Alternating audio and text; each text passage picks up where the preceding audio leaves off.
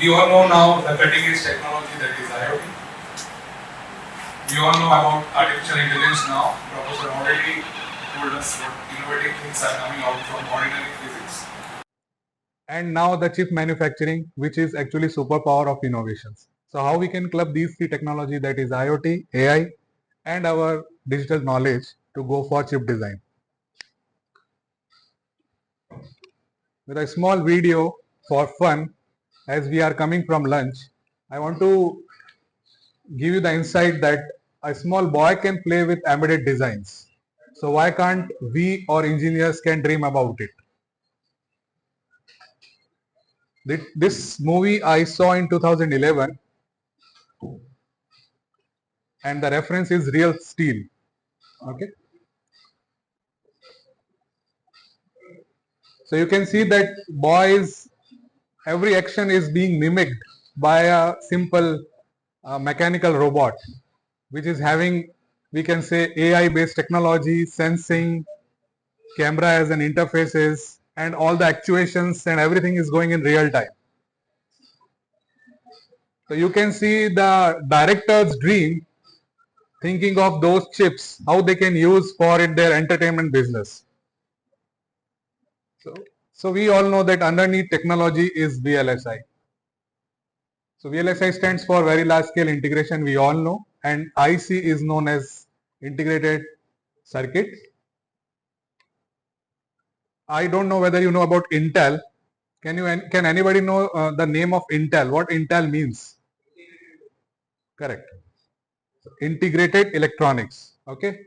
So it is the Moore's law, which we have already heard in our basic fundamental courses of electronics, that there is a rule of lambda. After every 18 years, the number of transistor on a chip will be doubled.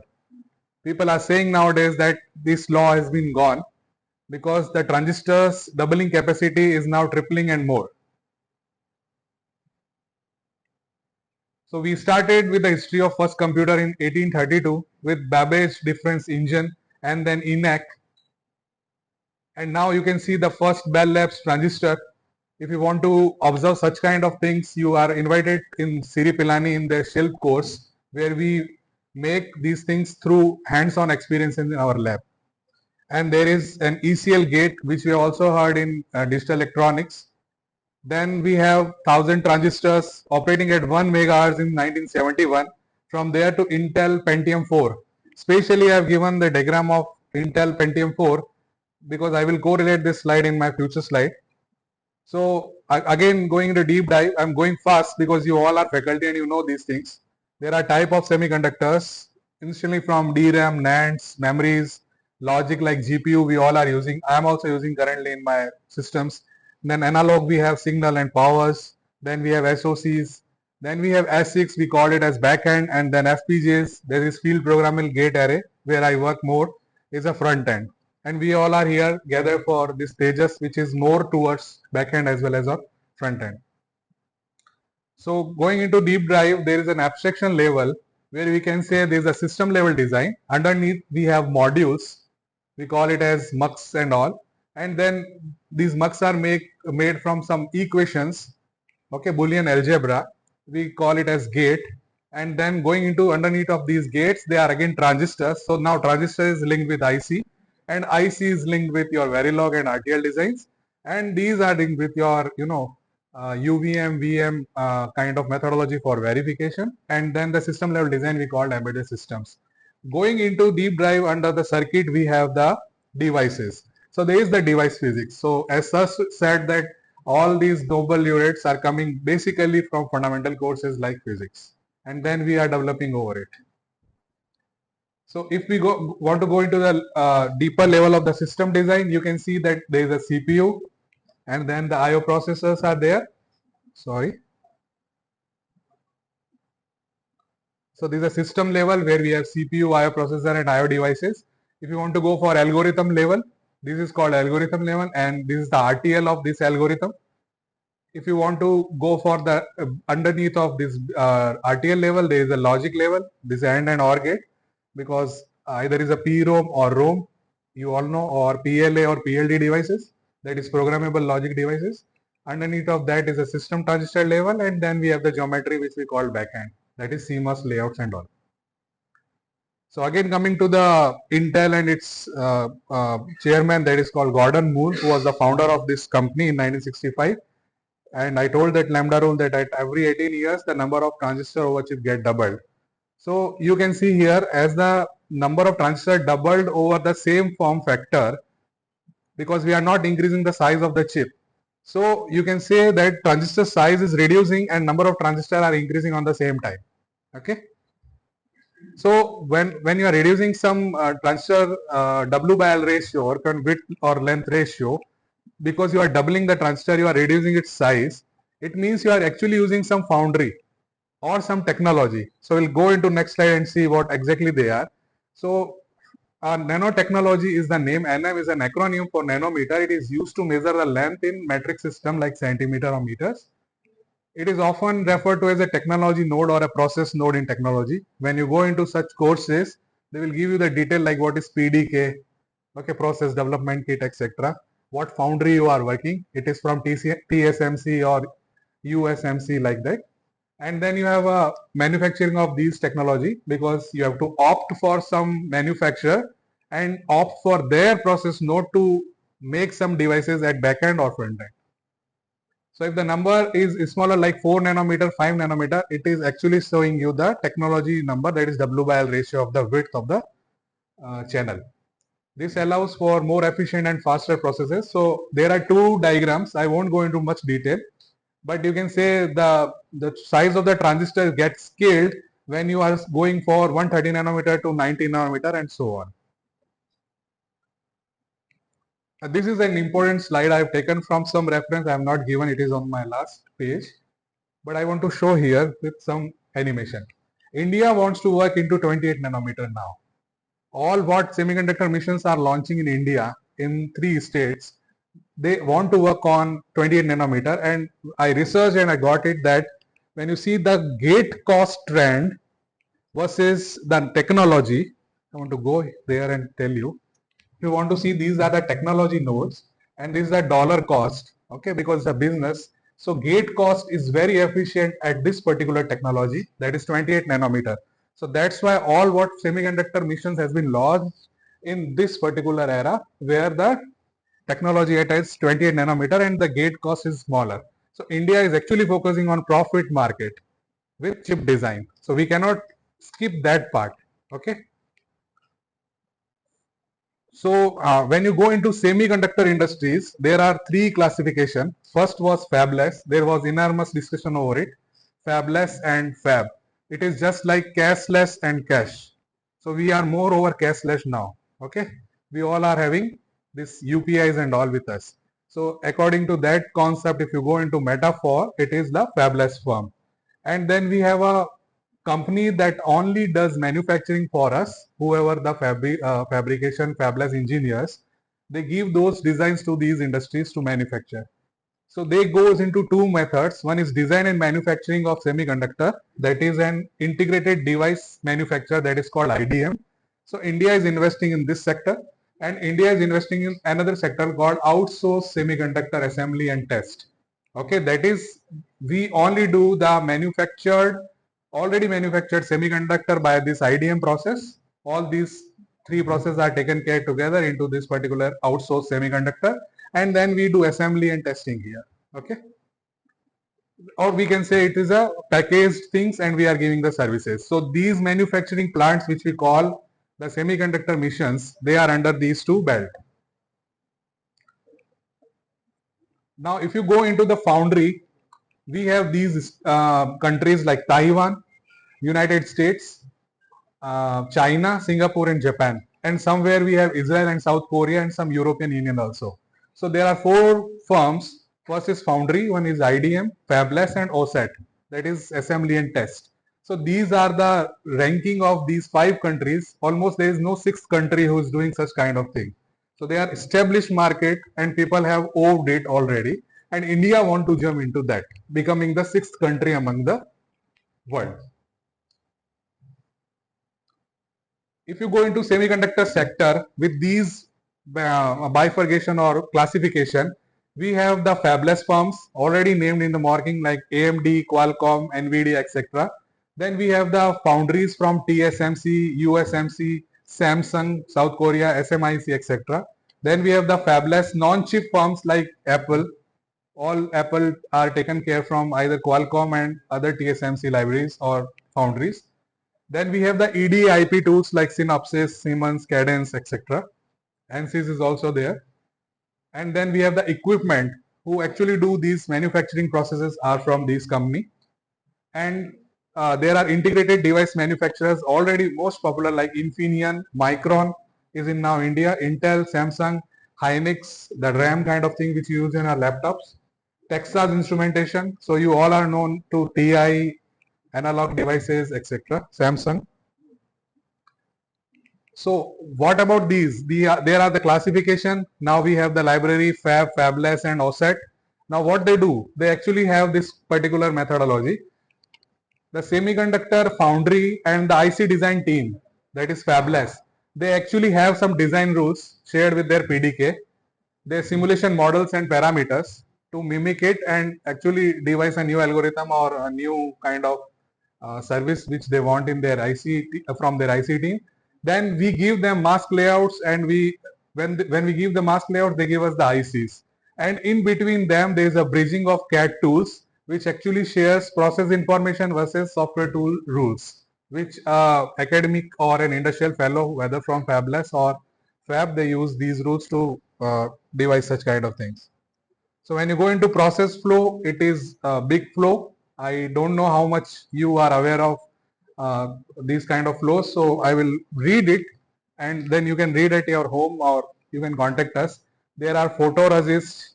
Okay, we have it is in the mask level. Then we have to go for the wafers. Then we negate the UV lights to remove the masked or unmasked kind of circuits. When you remove those kind of things, we call it epoxy or photoresist. And then we go to the areas which is protected or unprotected. So there are n number of chemistry over it, and we have to read it in VLSI design. So I think all these things will be covered in your course, which FutureViz and Tejas is providing. Now I'm going again into the top foundries who actually captures the business. So TSMC is capturing the major business of this entire world. Okay, and you can see the footprint of Samsung and SMIC or global foundries. So I'm writing here that 60% or nearly 17 billion business is captured by these 12 wafer fab lab companies, and among them 9 are located in Taiwan and are rest in the US and China. And that's why Taiwan is the place to be captured by China. Okay, they want to control everything in the entire world. And I'm also showing the revenue in the third quarter of 2023 of TSMC. And you can see that major application is from smartphones. So you can say Apple and all are actually taking these kind of services. And HPC is high performance computing like GPU, NVIDIA, and all you know. So now the hot topic, that is fabless versus foundry revenue. So you can see that the top one is NVIDIA, which is fabless company, and the revenue of TSMC is 519 million. So you can imagine now where the market is going. Okay, so I'm just comparing neck to neck of the first and the second runner-up.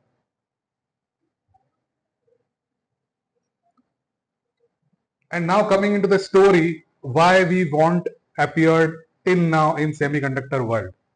So it is back in Pentium 4 when Vinod Dham came to India, whoever the government at that time, I don't want to reveal because I belongs to a government company. So in 1960 and 70, he came from Intel and tell India that why don't we have a semiconductor fab industry in India?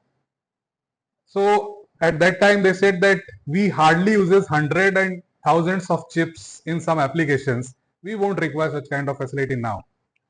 You will easily get wild over this argument that "Arey acha nahi hua." It is not good. But you see what government has thought not to do at that time. It is because the semiconductor industry has a need and a challenge. What is the need? First and foremost is, importantly, Indian context, we need a semiconductor manufacturing capacity at a huge and with uninterrupted power supply. So what do you mean by uninterrupted power supply? A simple semiconductor manufacturing which is in a Bangalore. I have given you the link, that is exploreintel.com. You can see it requires 169 megawatt power uninterrupted. Can you believe uninterrupted? What uninterrupted means? There should not be a zero fluctuation. Okay. Now going into the next slide is the water. When you go for semiconductor facilities, you require ultra pure water per day. How much? 5 million gallons of ultra pure water for a small semiconductor foundry. Looking into these aspects, at that government has actually said, no, we cannot do this. We know we cannot do that.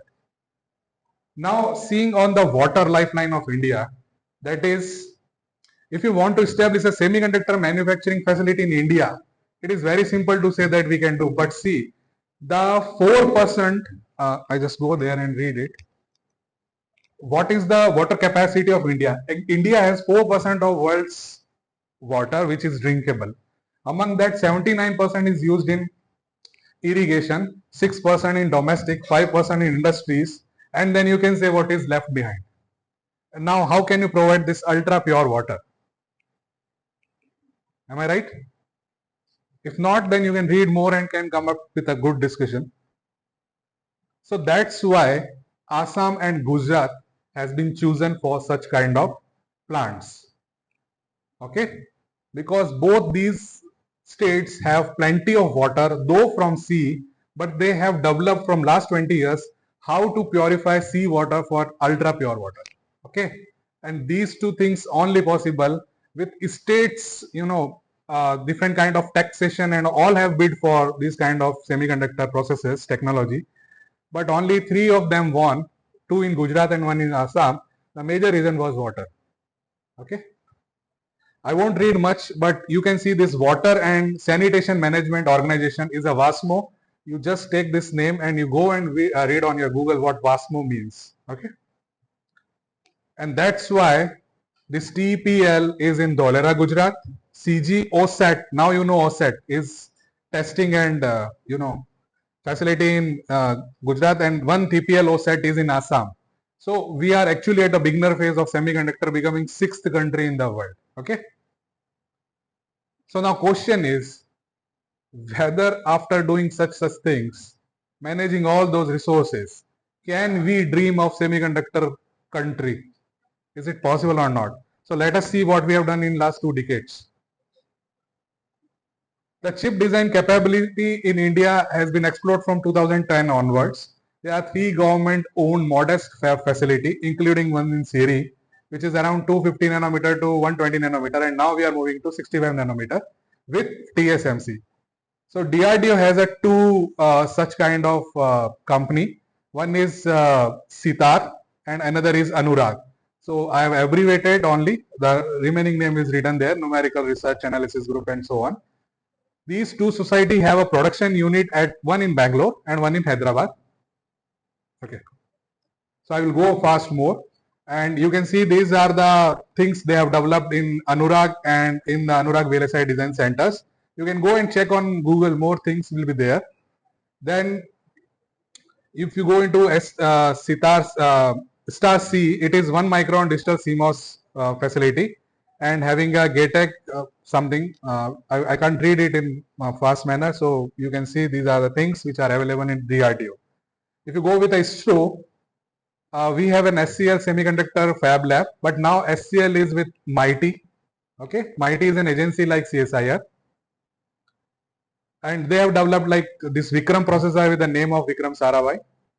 And we have IIT Bombay with an Ajit microprocessor. And if you go into Chennai, we all know the Shakti microprocessor is there.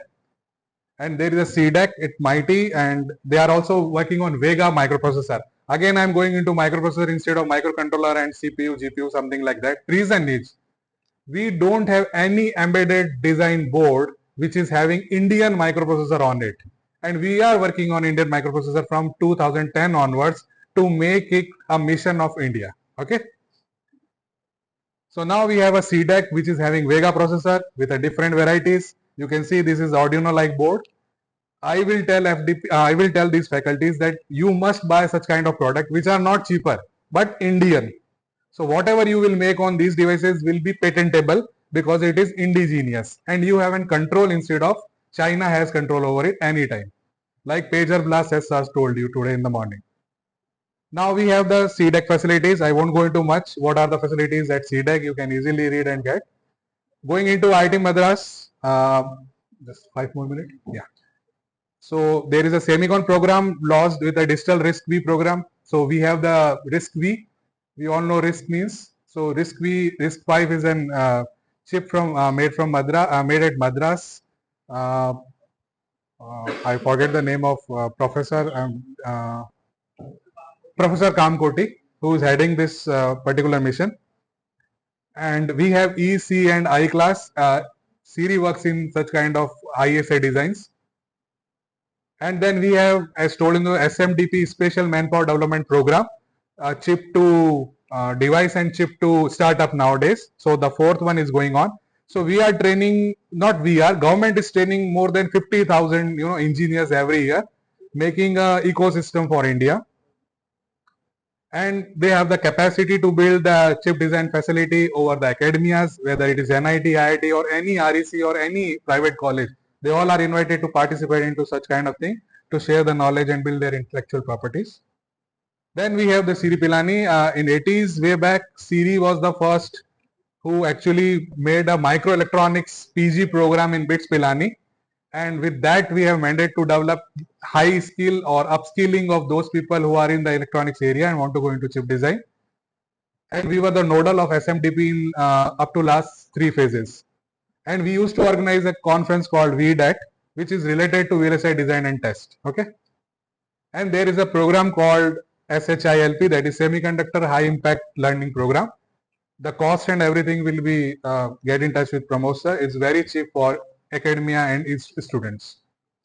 So around all these missions, digital risk symposium, what we want to do? We have the semiconductor now, but what to do? So we are actually launching these missions called Quantum, 5G, Digital Twin, Atmanirbhar, and all these facility will go into coherence to make a quality infrastructure of India. Okay. I've already told about these 3 semiconductor missions. So now I will go into the model. So these faculties belongs to government or non-government societies of India. They are the pillar. The universities are the pillars. The industries are the pillars, whether it's a fab or fabless. And the civil society who actually collaborate and give us the problem on feedbacks, what they actually require. If we get into touch, we becomes an high economic and high quality of life, where we can say the quality infrastructure of our country is actually developing. So we all are here motivated to sit for our own.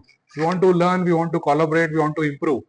Okay, and we want to compete with whom? With family members, with the person who is sitting next to you, or your mentors at your institute, or your classmates, etc. But when you go outside your country, then you belongs to a country, and India wants to compete with whom? Those 5 top-notch, countries which are actually taking all world revenue, and we want to target ourselves to meet them and to get what we want. Okay, so it's not about fab or fabless, it's about we representing into entire universe or world where we are standing.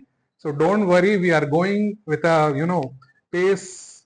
We know that million steps are pending, but with this tortoise race we will also win. Okay, so welcome to FutureWiz and their course. Okay. Thank you. It's my time, and now you can have any question. 5 minutes I will give you. Yeah.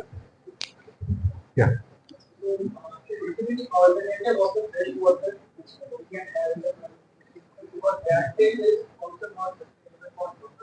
See, this is the problem from not from today. It is from then Vinod Dam who came to India onwards. Capacity is that only we have to build it. So people are doing research into different areas, like Wasmo plant is there. So whoever can afford it, whoever the state to actually give some subsidized things to those plants, we are moving into those.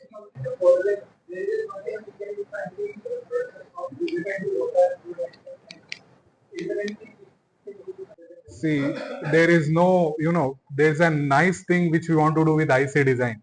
We cannot compensate or compromise with any process at any level. It is at a micron level. So with my knowledge, I consider it is not feasible unless we have such kind of things. So that's why we are in OSAT and IDM only. We are moving towards that. Okay. Thank you.